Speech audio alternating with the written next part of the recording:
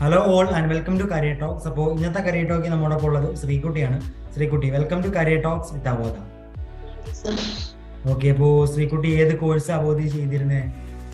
ഞാൻ അവോധയിലെ hospital management കോഴ്സാണ് ചെയ്തുകൊണ്ടിരുന്നത്. ഹോസ്പിറ്റൽ മാനേജ്മെന്റ് ആയിരുന്നു. ഓക്കെ, സോ അപ്പോൾ നേരത്തെ എന്താ പഠിച്ചിരുന്നേ? ഹോസ്പിറ്റൽ മാനേജ്മെന്റ് എന്നൊരു കോഴ്സ് തിരഞ്ഞെടുക്കുന്നതിന് മുമ്പേ ഞാൻ BA എക്കണോമിക്സ് കഴിഞ്ഞായിരുന്നു. അപ്പോൾ അത് കഴിഞ്ഞിട്ടാണ് ഈ കോഴ്സ് എടുത്തത്. ഓക്കെ, BA എക്കണോമിക്സ് ബാക്ക്ഗ്രൗണ്ടിൽ നിന്നാണ്. ഓക്കെ, എന്താണ് ഹോസ്പിറ്റൽ മാനേജ്മെന്റ് എന്നൊരു കോഴ്സിലേക്ക് വരാനുള്ളൊരു മോട്ടീവ് എന്തായിരുന്നു? ഹോസ്പിറ്റൽ ബേസ്ഡ് ആയിട്ടുള്ള ഏതെങ്കിലും ജോലിക്ക് കയറണമെന്നായിരുന്നു ഒരാഗ്രഹം. അപ്പൊ അങ്ങനെയാണ് കൂടുതലും ഹോസ്പിറ്റൽ ബേസ്ഡ് ആയിട്ടുള്ള ഈ കോഴ്സ് തിരഞ്ഞെടുത്തത്. അതായിരുന്നു ആഗ്രഹം. ഓക്കെ, സോ അപ്പം ഈ കോഴ്സിനെ പറ്റി അന്വേഷിക്കുന്ന ടൈമിൽ അല്ലെങ്കിൽ ഹോസ്പിറ്റൽ മാനേജ്മെന്റിനെ പറ്റി അന്വേഷിക്കുന്ന ടൈമിൽ എങ്ങനെ അവോധയെ പറ്റി അറിഞ്ഞു? എങ്ങനെ അവോധയിൽ ഈ കോഴ്സ് ഉണ്ടെന്ന് എങ്ങനെ അറിഞ്ഞത്? എൻ്റെ കൂടെ പഠിച്ച 1-2 ഫ്രണ്ട്സ് അവോധയിൽ 1-2 കോഴ്സ് ചെയ്യുന്നുണ്ടായിരുന്നു. അപ്പം അവര് തന്നെയാണ് എന്നോട് പറഞ്ഞത്, ഇതുപോലെ അവോധയിൽ ഒത്തിരി കോഴ്സ് ഉണ്ട്, ജോയിൻ ചെയ്യാൻ താല്പര്യം ഉണ്ടെങ്കിൽ ജോയിൻ ചെയ്യും എന്ന് അവര് തന്നെയാണ് എന്നോട് പറഞ്ഞത്. അങ്ങനെ ആ ഫ്രണ്ട്സ് പറഞ്ഞ മുഖേനയാണ് ഞാൻ അവോധയിൽ ജോയിൻ ചെയ്തത്.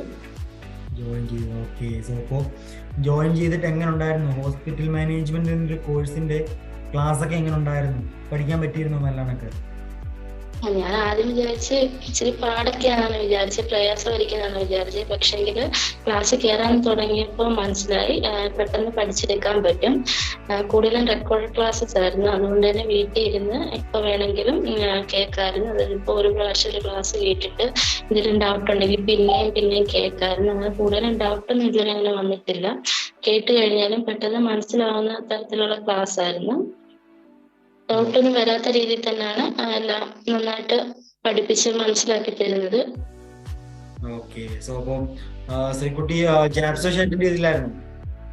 ഞാൻ ജാബ് സെക്ഷൻ 2 പ്രാവശ്യം അറ്റൻഡ് ചെയ്തു. ആദ്യം അറ്റൻഡ് ചെയ്തിട്ട് കിട്ടിയില്ലായിരുന്നു, പിന്നെ 2ാമത്തെ പ്രാവശ്യം അറ്റൻഡ് ചെയ്തപ്പോഴാണ് കിട്ടിയത്. ഓക്കെ, ഹോസ്പിറ്റൽ മാനേജ്മെന്റ് എന്ന കോഴ്സ് ഇപ്പോൾ പഠിക്കുന്ന സ്റ്റുഡൻസ് ഉണ്ട് അവോധയിൽ ഒരുപാട്. അതിനൊക്കെ ഫ്യൂച്ചറിൽ എടുക്കാനിരിക്കുന്ന ഒരുപാട് സ്റ്റുഡൻസ് ഉണ്ട്. സോ അവരോട് എന്താ ശ്രീകുട്ടി പറയാനുള്ള അവോധയിൽ പഠിച്ചൊരു എക്സ്പീരിയൻസ് വെച്ചിട്ട്?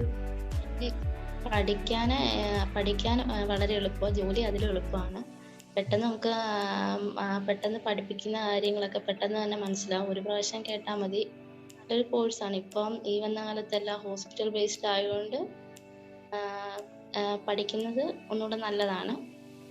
ഓക്കെ, സോ അപ്പോൾ ശ്രീകുട്ടി ഇപ്പം എന്ത് ചെയ്യാണ്? എവിടെയാണ് ഇന്റേൺഷിപ്പ് ചെയ്യാണോ? ഞാനിപ്പോൾ ഇന്റേൺഷിപ്പ് ചെയ്യാണ് Pathanamthitta Saint Luke hospital. Okay, അപ്പോൾ ഹോസ്പിറ്റലിൽ സ്റ്റാർട്ട് ചെയ്തിട്ട് എങ്ങനെയുണ്ട്? ഹോസ്പിറ്റൽ സൈഡിൽ നിന്ന് ഹോസ്പിറ്റലിൻ്റെ ഒരു വർക്കിംഗ് കൾച്ചറൊക്കെ എങ്ങനെയുണ്ട്? സപ്പോർട്ടീവ് ആണോ? സപ്പോർട്ടീവ് സ്റ്റാഫ് ആണെങ്കിലും എല്ലാവരും നല്ല രീതിയിലാണ്, ഫ്രണ്ട്ലി ആയിട്ടാണ് പോകുന്നത്.